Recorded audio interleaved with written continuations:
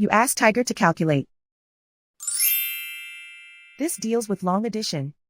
The final result is 398.03.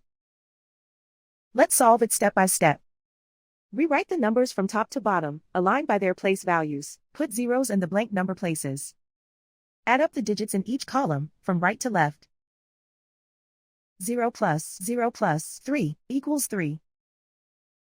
6 plus 2 equals 10. Carry 1 to the ones place.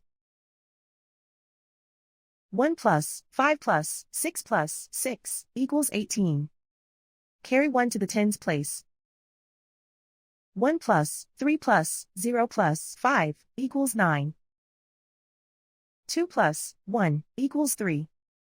And so the final result is 398.03.